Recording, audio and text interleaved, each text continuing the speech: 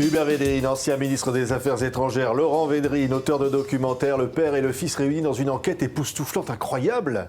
Comment Ulrich a-t-il existé, le héros de Black et Mortimer, créé par Edgar P. Jacobs?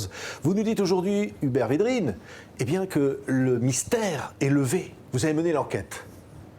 Oui, Edgar P. Jacobs, selon notre enquête, sur laquelle nos lecteurs se feront une opinion personnelle, s'est inspiré d'un vrai personnage. Oui. Comme d'ailleurs Conan Doyle s'était inspiré de vrais personnages pour faire Sherlock Holmes. C'est incroyable. C'est pas que Jacobs. Oui. Et on avait vu tous les deux que quand Jacobs parlait de ses personnages, il était relativement précis sur Blake et Mortimer, mais pas du tout sur Ulrich. On donne une vague d'origine. C'est le méchant, c'est terrible, c'est un personnage maléfique. En tout cas, on a vu qu'il y avait un mystère à percer. Oui. Donc vous êtes partis à l'enquête cette... tous les deux, le père et le fils, c'est incroyable.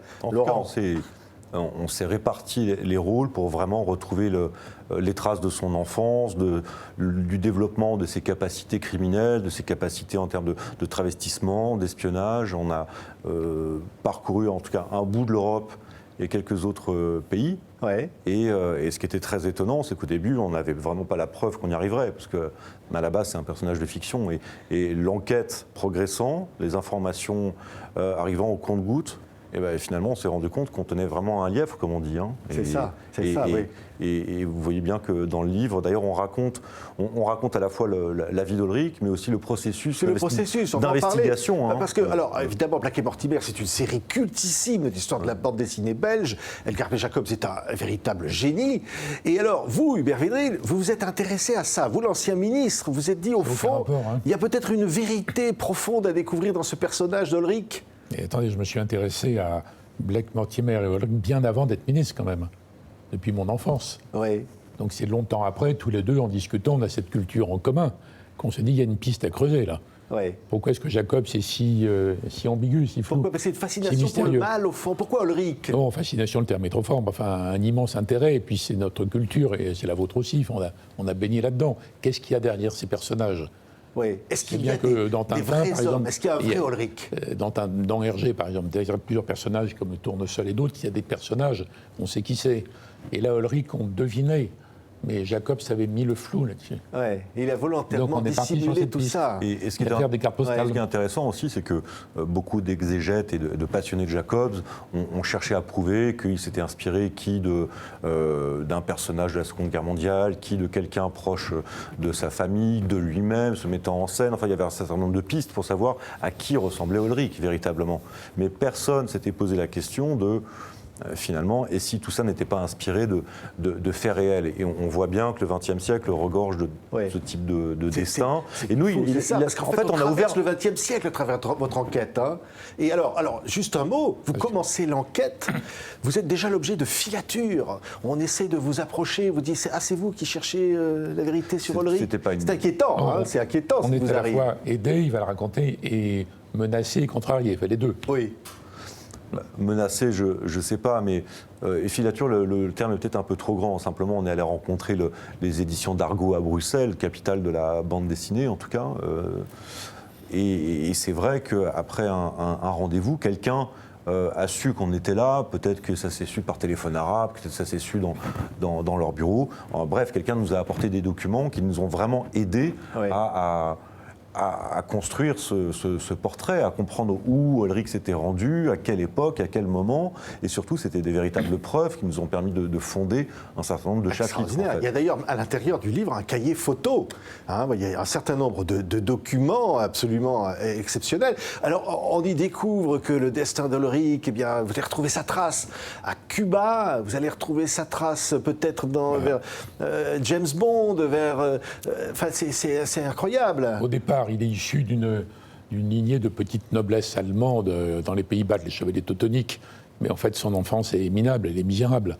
Donc toute sa vie, il est habité par la rage de dépasser ça, de vaincre, de se venger, de devenir riche, puissant, influent. Alors après, il est dans le XXe siècle. Alors, il va naviguer. Les fascistes, les communistes... C'est même la montée l'Himalaya. Enfin, il va faire des choses... naviguer politiquement, parce que lui, il est prêt à travailler pour n'importe qui, dès lors que ça lui donne de la puissance, de la visibilité. En même temps, il veut être reconnu dans la Café Society, vous savez, l'ancêtre de la Jet Set. Il y a une espèce de mélange. Et il conclut avec Jacobs, on raconte comment, de fil en aiguille, à partir de l'histoire des cartes postales, l'impact faustien. Il laisse sur Jacobs l'utiliser à condition de ne jamais le représenter, vraiment. C'est ça. Et au bout d'un moment, Ulrich a le sentiment que Jacob s'exagère, que c'est en train de lui échapper, qu'il est en train de le cannibaliser.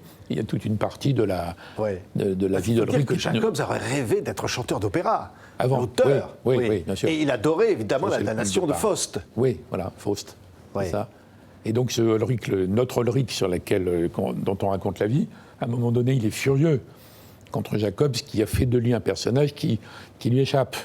Alors, il ne veut pas l'empêcher complètement, c'est aussi une vanité chez Ulrich. Mais il veut qu'il le fasse gagner contre Blake et Mortimer un jour. Il n'y arrive pas. Ouais. Il y a tout un enchaînement qui fait que, à la fin, quand on en arrive aux épisodes de la clinique des psys, Ulrich ne sait plus trop qui il est, en fait. Oui, parce que vous remontez en même temps les albums, évidemment, à travers, vous cherchez des indices C'est à pas que l'intérieur. les albums. Oui. Les albums, c'est une partie Oui. de la vie d'Ulrich. En fait, les albums témoignent d'une partie de la vie d'Ulrich, mais une partie romancée par Jacobs, parce qu'il avait effectivement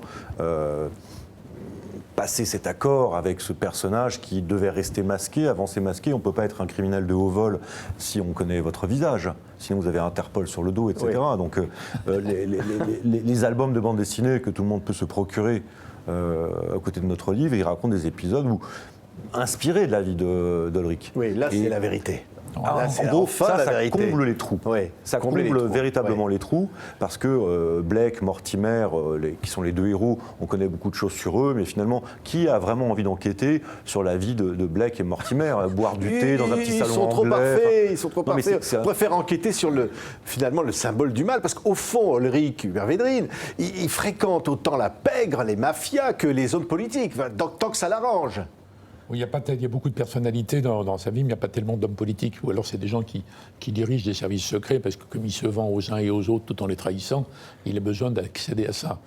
Mais c'est un personnage, c'est le mal, mais c'est un personnage complexe en fait. D'ailleurs, c'est notre enquête, on avance le fait qu'il s'interroge à la fin. Oui. Vous savez, le bien, le mal. Mais c'est ça, d'où le lien. Il félicite Lucas sur Dark Vador, parce qu'il passe du bien au mal, et du mal au bien, etc. Donc il y a une sorte d'interrogation et qui fait d'Ulrich à la fin, d'après notre enquête, pas un personnage uniquement de BD qui est le mal de façon archétypique. Oui, c'est plus compliqué. Pas totalement mal. D'ailleurs, on peut le dire, on va le lire parce qu'il faut lire ce livre. Et vous y révélez. Faut le lire. Voilà la lettre de la propre fille d'Ulrich qui dit, au fond, il était bien sûr comme il était, mais il était tellement génial qu'il n'était peut-être pas si maléfique autant. Non, d'ailleurs, malgré tout le travail qu'on a effectué, et puis on a reçu de l'aide dans un certain nombre de pays, on n'a trouvé aucune trace que le véritable Ulrich ait commis des crimes, des assassinats, ou commandité des rapts ou des enlèvements. On l'a plutôt trouvé comme se positionnant toujours à certains moments. À Cuba, un peu à Cuba, oui. Où on sait par exemple que Ulrich s'était impliqué au Katanga, à l'époque de la révolte du Katanga, et que c'est peut-être à cause de lui que ça a échoué, parce que finalement il s'est mal débrouillé. On sait que par contre il a fait échouer Che Guevara quand il arrive au Congo, parce qu'il détestait les communistes, l'histoire de Cuba. On le trouve dans tous les grands événements du siècle. Et on sait que parfois il a réussi ses coups, parfois il a complètement foiré, et en fait grâce lui soit rendue, parce qu'heureusement qu'il a raté ses coups, parce qu'on serait peut-être plus là nous.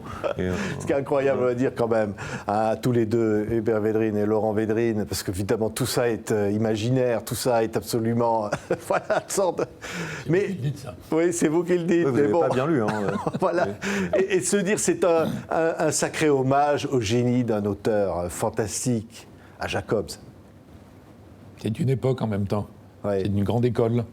La ligne claire, la bande dessinée franco-belge, enfin belgo-française plutôt, d'ailleurs. Non, c'est d'immenses talents. C'est aussi un hommage qui va évidemment à Jacobs, mais qui va plus loin. C'est autour du roman d'aventure, du roman d'espionnage, du roman à clé, de dissimulation. Il y a des lecteurs de SAS qui pourraient s'y retrouver, même si nous on ne décrit pas de scènes érotiques. Il y a des lecteurs de science-fiction qui pourraient s'y retrouver.